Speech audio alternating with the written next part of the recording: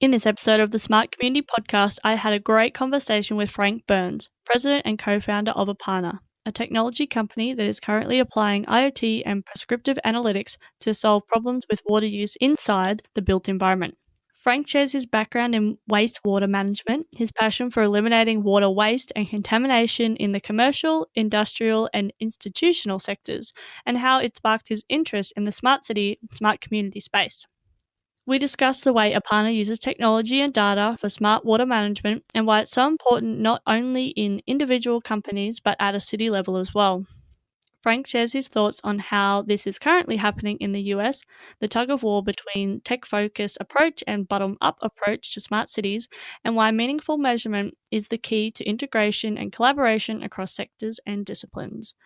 We finish our chat talking about water being the emerging trend that we're not talking about enough, and how using IoT measurement and data analysis can be a security system against mechanical failure and human error in the smart water space. As always, I hope you enjoy listening to this episode as much as I enjoyed making it. Welcome to the smart community, smart regions, smart towns, and smart cities. It's where we live, work, and play. With smart communities, the future starts today. Big data, smart mobility, emerging trends galore. The Smart Community Podcast is what you're looking for. Hello, Frank. How are you? Doing great. Thank you for having me. That's awesome. I'm so glad to have you. Let's jump straight into this first question, which is, can you tell us about your background and what you are passionate about? Certainly. I am passionate about eliminating water waste from the use profile in the built environment. And I got into this because I designed and built wastewater plants for commercial centers that didn't have a connection to the city wastewater treatment. And we started seeing that the wastewater plants were receiving a lot more water than at some locations than the design had projected. And we began to look upstream into the buildings on that campus and realized that there were a number of mechanical failures and then human waste activities that created a lot more water use than was necessary. And when we brought that up to the client, they're like, well, what's the best way to fix this?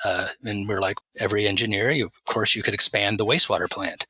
But the most practical thing, the most cost-effective thing, the thing that made the most sense was just to stop the waste.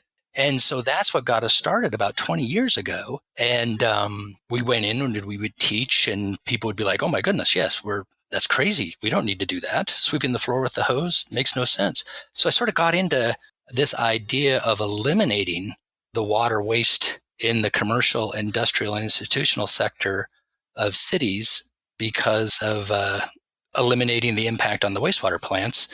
And that has been sort of my professional focus for, the past 20 years at least. And I didn't start out to be the founder of a technology company with Internet of Things devices that pump data to the cloud and run analytics that makes it useful to people in real time. That wasn't what I was up to. We had to create all of the technology, all of that backbone infrastructure to be able to help people eliminate water waste in real time because everything else failed. So that's a little bit about my background and how I got into this. Cool. That's awesome. So tell us what sparked your interest in this smart cities space. Well, we ended up with this technology portfolio that we call end-to-end, where we put in the Internet of Things devices on water meters, essentially, reading the meter, pumping that data to the cloud every minute, and running the analytics. You can see things when you measure in that high of resolution in real time. You can see all kinds of stuff when somebody starts sweeping the floor with the hose, when a water softener fails, all of the different failure points. Well, we became experts in the property inside the fence line. And our clients have us all over North America and somewhat in Japan, and we're being pressured to expand into Australia.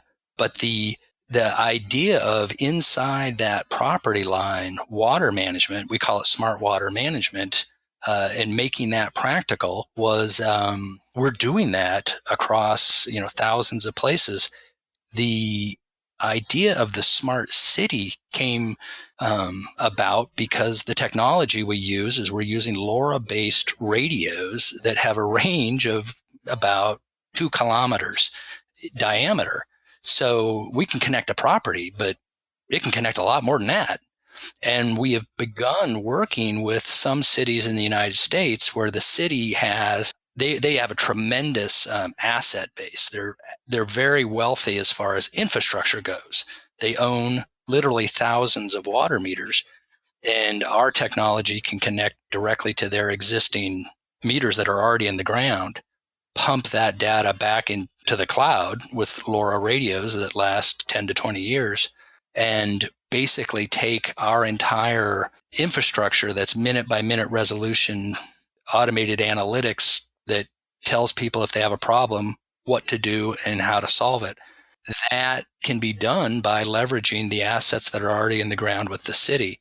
So in a couple of places, we're connecting their meters, running this stuff, basically doing what we do in collaboration with these cities who have conservation goals for whatever reason. And so from a smart city perspective, it made tremendous sense to us that, well, wait a second, cities own all these assets. They own all these meters. They're not connected. They're using it primarily for the purpose of billing water. Well, if you measured in a really meaningful way at 1 minute intervals and had the technology to process that data and make good use of it, it's a whole nother level of value for the people inside that property line, as well as moving back toward the city. It unlocks a lot of different value propositions, not just waste control. Things like, are they destroying assets? Do we have value engineering? Do they have they way over designed because they were using assumptions? All of these types of things come out of that, and to do it to do smart water management at a city level makes tremendous sense to us now because it's possible. Cool. So tell us, what is a smart city to you? Well, it's where the things that make sense are connected and the data is useful. Okay? You can monitor and measure all kinds of things. A lot of it doesn't make sense to do. So when I say make sense, I mean a smart city is something that's taking the stuff that means something and getting that data back so that it can be processed, turned around and made useful to either the automation systems or the people who can act on it, and either from an immediate intervention or general reporting perspective. I'm pretty focused on water. So we see a tremendous potential for making water systems significantly smarter, basically replicating what we do inside the fence line across all properties that are worth connecting.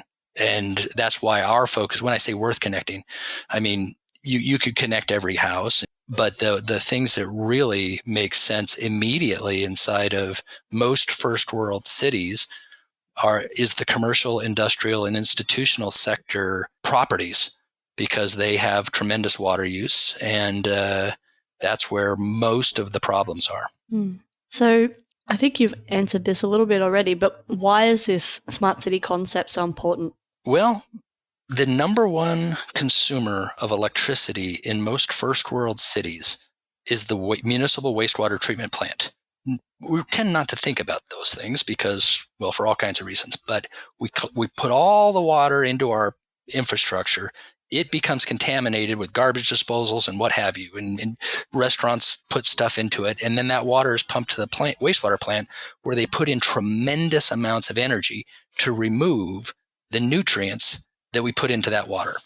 So from a smart city perspective, I think the lowest lying fruit for us as far as, built environment is to reduce the unnecessary water use and contamination that hits our wastewater plants.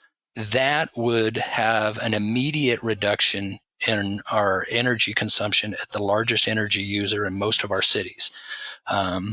So I think the smart city approach to smart water management is the most practical, fastest way to accomplish that.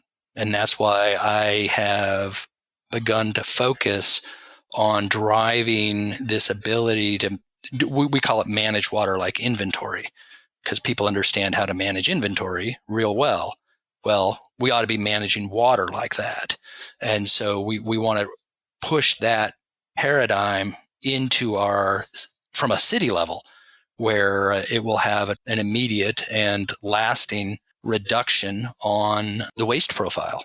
It's the easiest way for us to reduce the energy consumption by capacity in our distribution and wastewater treatment facilities. Yeah, cool. So that's why I think the smart city approach is the best way to pull it off. We're doing this with private customers.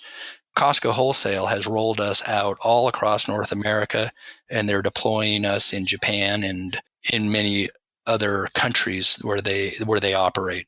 Other major global brands are doing similar stuff, not nearly to the level that Costco has, but individual organizations or enterprises are driving some of this, but we really need to take a full city approach. It becomes quite practical to do it when you collaborate with a city and you attack by a city by city approach. For example, we tell clients that we have this 90 days to results process, where if it's a major global 500 company, it's okay, we'll go in, do an assessment, take a couple properties, and from the time we first talk to the time you end up with some results will be about 90 days, and we'll move through these step 1, step 2, step 3 methodical process. That's 90 days. Collaborating with a city, you can get, if you do it at scale, you can get those results in 10 to 15 days at a fraction of the cost. We're going into enterprises, installing additional water meters and sensors that are in some cases redundant to what the city already owns. Almost every property requires a few more meters to be added. But if we collaborate with cities and attack from the waste profile in collaboration, you can get the results faster for significantly lower expense.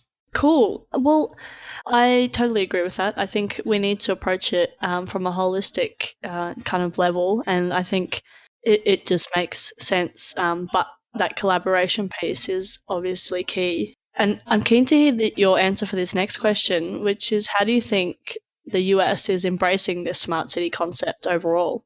There are an awful lot of mayors in the U.S. who want to be associated with the idea of a smart city.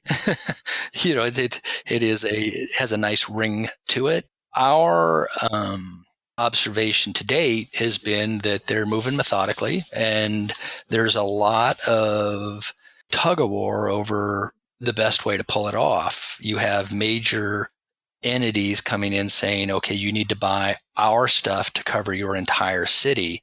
And then you have these sort of bottom up smart city concepts, like what we've come up with is you measure the things that make sense. You stick in a couple of things at very low cost, and then you just add on. And as it makes sense, you fold in assets that are worth monitoring or measuring and managing. And at the end of the day, the smart city, it's basically management. So you're collecting data so you can make sense of it, and you can take some sort of action and control, manage, and get a result that is beneficial for the community. Well, I've talked with a number of cities who are reluctant to commit to a given approach, a given technology at a full city scale, because they know in 5 years there's going to be a lot more out there. So we're getting a lot of interest. Okay, we'll just go at this methodically. If it makes sense right now, we'll do it and get the return, and have flexibility to add things as they become more viable. Cool. Yeah, that approach, I guess, makes sense until, I guess, there's always going to be something new, right? There's always going to be you can always get the latest iPhone or the next thing, or wait for the next thing. But yeah, I guess as a city, you're really responsible for spending that taxpayers' money efficiently. So they need to take a considered approach to things. So well, one of the components of how we've gone about this is we've chosen to use a radio technology called LoRa. It basically is Wi-Fi on steroids. It allows you to connect a radio feedback for multiple kilometers, and it's a very open thing. So the cities that we are collaborating with now are seeing that, okay, we'll stick some of these collectors on a few commercial sites, and then we can add in the garbage collection. We can add in these other types because there's a number of LoRa sensors that are commercially available and coming out. So when I said build up by the things that make sense, I may have been misleading there. They're seeing that they can own their own communication network, their own Wi-Fi network, to cover the things in their city that make sense. And they add, now, once they have some coverage in the places that are critical or high value, they just begin to add things. Yep. This particular property has, these features that make a tremendous amount of sense for the city or the owner or whoever to manage in a more data-driven way. Bam, you connect them. So that is I see it opening up a lot of possibilities for cities because they can grow it more organically by prioritizing the things that make sense.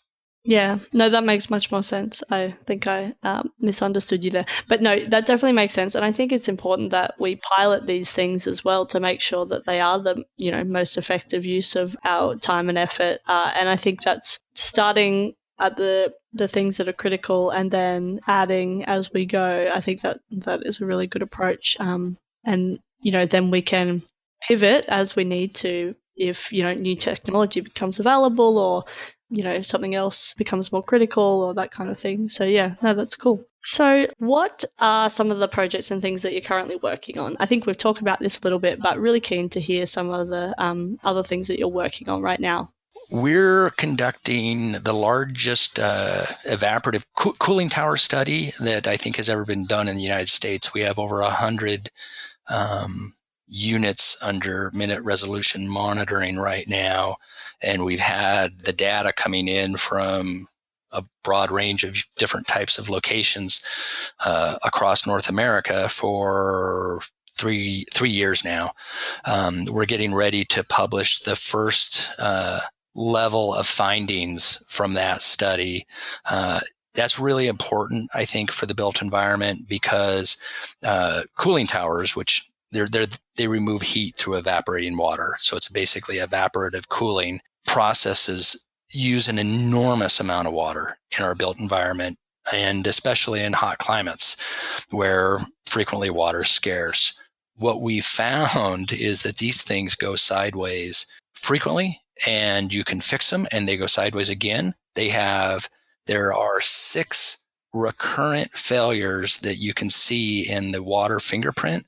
And then they have complexities like they're a managed device that has an operator that comes in who sets a controller to make the thing work, but they are not going to come back for another month. Well, during that month, they can have a number of failures, and operators, humans can make errors too. So the data set, what I've been working on here for the past 3 days is just deep diving data, but the data set is showing, controller failures, small electrical failures that make the controller fail, operator error, mechanical pumps go bad, float valves go bad. Any of those things that happen create tremendous water waste or put the asset at risk. In a cooling tower, if you don't have enough water flow, it's really bad. It damages the asset. So that's an area that we're currently working on with our approach to high resolution measurement and the management that comes out of it. I think that will be probably transformative for the cooling tower fleet, certainly in North America, which is 3 to 500,000 units because they use a lot of water, and it's very difficult to manage them uniformly from the perspective of creating codes that a city could say, here's the code, and now we're going to enforce it. Our study, I think, is going to provide the information that will allow them to say, you know what, these have to be measured and monitored, and that allows them to determine the optimal operating range for each unit, and then they'll have a score. How close are you to optimal? If you're not within 85% of efficiency, you're going to go into the yellow zone, and if you get below 50% during drought conditions, they're going to fine you or shut you down. That sort of glide path that the Internet of Things and smart city brings to the built environment, it's going to enable cities to create practical, meaningful code and have it enforced almost in an automated way. There won't be begging. We won't need to take out ads to say, oh, please conserve water. You'll have measurement that'll manage and make it transparent. And when things go sideways, people will know. And if they decide not to fix it, there's an enforcement mechanism that would be enabled that would help the community contain the waste. But in reality, when you measure and report in a way that is meaningful, humans tend to respond real quickly. So, but that's what we're seeing. That's one area we're working on that we feel is significant is evaporative cooling, and it's part of our built environment focus. And we'll probably see more and more of that with the an increase in data centers and that kind of thing. Oh well, yeah. It's most of the buildings in the southwest of the United States have some sort of evaporative cooling system, swamp cooling, all kinds of names for them. They're just basically evaporating water that removes heat. And we're fairly dependent on it over here, but it's also the part of our country that is most vulnerable to water scarcity. So interesting. Sort of a odd situation. Yeah. Yeah. Cool. Let's move on. Let's talk about integration, because you'll be working with the government there and that kind of thing. So I'm keen to hear what you think, how we can better integrate across the different disciplines, governments and industry. My gut reaction is we need to measure. We need measurement that is accurate and at a resolution that's meaningful. And, in specific to water, which is my area of focus, we have a water bill. We measure, and we're all given a water bill that might have told us that we had 20% more use 2 months ago. It doesn't really help you. So when I talk about measurement being the thing that's going to enable collaboration and transparency and all of that, we get this whole Internet of Things capability that is now here, and then the ability to use that data. If we measure in a meaningful way, and I think I can argue that 1 minute resolution data is what you need to be able to pinpoint problems and guide their resolution. But even if you had 5 minute, that level of accurate measurement made useful in, at a glance reporting, that's the type of thing that turns the lights on. And when there's no hiding and there's total transparency and it's obvious to everybody because it's right there, well, then collaboration, all of the discussion points around should we collaborate and how do we collaborate and what's meaningful, well, it kind of all becomes pretty simple. We end up with a lot more conversation when we don't know, when it's ambiguous. And so I think, my experience is talking with these cities that we're working with sort of in a pilot form right now. Turning the lights on sure helps. It makes the conversation it's just so obvious. So I think that is where smart city is really going to begin to take off, when you can capture the information in clear enough way that you can report it and it's obvious. There's not a lot of conversation left, and you can move incrementally. You say, oh, wow, you know what? This is pretty obvious. We have an opportunity and we can make that happen. Let's take this step. Let's take this next step. But absent meaningful measurement, I think we'll be spinning our wheels. Yeah, no, I agree. I think measurement is a real key. Measurement and communication is the real key to how we can better collaborate and integrate. Yeah, cool. Well, let's jump to this next question, which is, what do you think the emerging trends are that people aren't talking about enough? Well, you asked the water guy, so Yeah, I'm keen to hear. Yeah, you're going to get it. I think that eliminating water waste, unnecessary water use, and unnecessary contamination should be the new solid waste recycling. I don't know about Australia, but I imagine you're much like the United States. People are vigilant about recycling. We separate, we do all kinds of things. But when you look at how water is used and the impact, it's out of sight, it's out of mind, and we haven't even applied our brain to that part of our resource consumption and our impact on the environment, really. So I think that measurement's going to make it easier to do this, and I think the future is that eliminating the water use that is in our cities that is not necessary because it's wasteful. And then the second side is reducing the amount of contamination that enters the water. Things like garbage disposals, where we put food in it, grind it up so we can pump it to the wastewater plant and invest a tremendous amount of energy to remove it biologically, is just pure silliness. We do this in all kinds of ways, and creating some sort of way to connect that to the receptor port in the human brain, and I believe it is through reporting and measurement and making it simple, will be transformative, I think. So I think that eliminating unnecessary water use and contamination, as common as the practices we apply to solid waste recycling, I think is the area that we haven't really done a great job talking about because it's been clumsy. But now I think it's a lot easier, and it would have a huge impact. Yeah, I agree. I think it will have a huge impact. And I think you're right. It's out of sight, out of mind. I mean, we buy water efficient things over here and that kind of thing, but it really is out of sight, out of mind. And if we can bring it back to, at a glance reporting and that kind of thing, to the community and to the decision makers, I think that can really impact and help us, minimize that water waste. One of the things you just mentioned, I think, is so critical for us to understand the idea of these, water conserving devices and things. And that's a lot of how we approach the problem. And we have to do it. We need to be thinking in those ways. But if a low flush toilet has a 1 liter per minute leak, that's 1,440 liters in a day. Okay.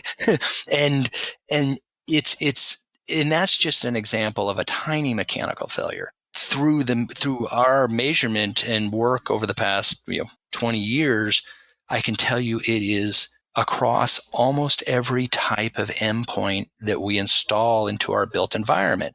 So if you have a water softener, a reverse osmosis filter, crazy things like in large grocery stores, they'll have a bakery oven. Those ovens have a humidification system.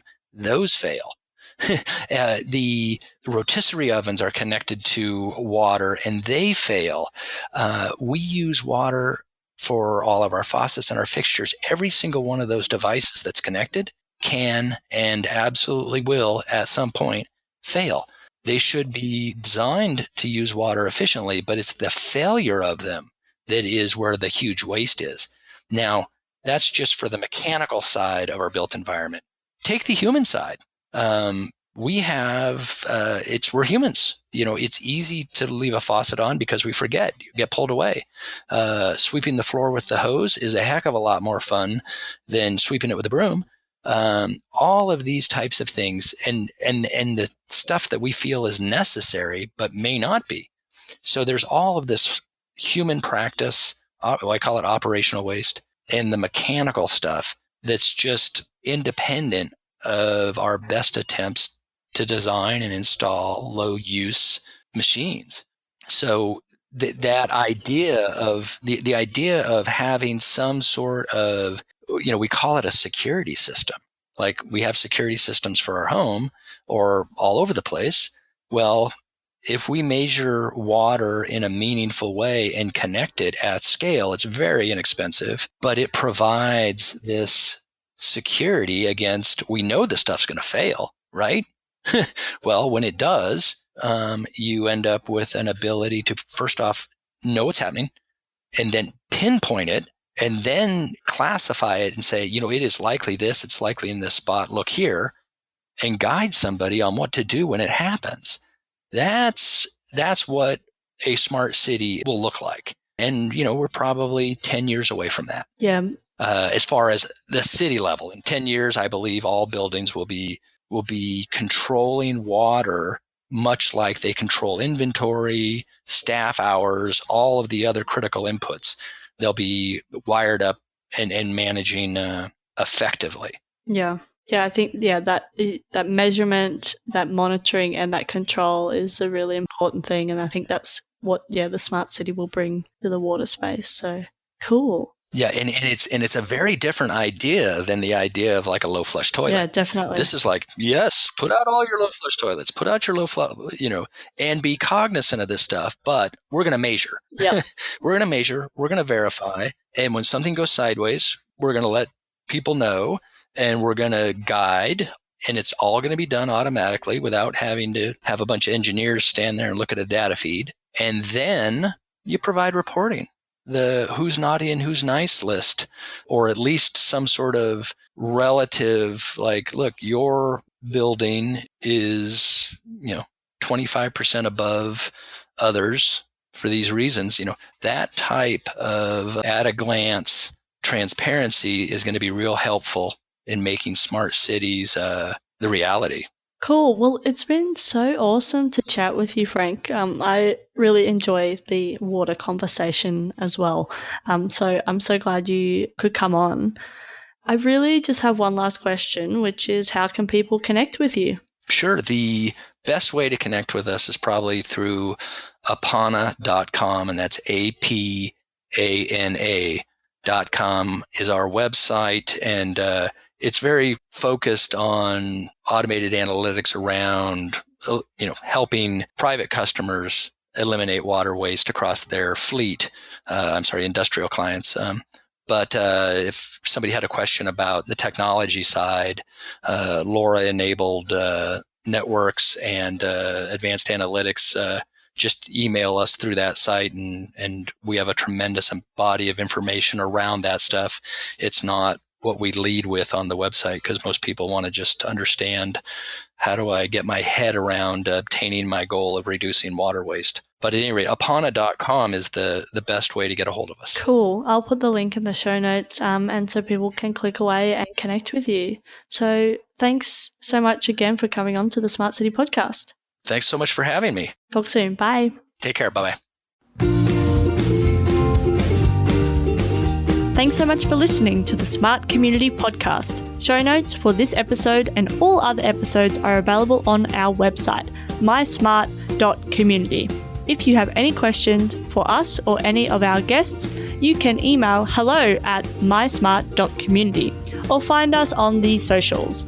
We are on LinkedIn, Facebook, and Twitter @SmartComPod. That's com with 2 M's. If you are enjoying the podcast, please leave us a rating and review at wherever you listen. This really helps us reach more ears, so thank you in advance. As always, I hope you enjoyed listening to this episode as much as I enjoyed making it.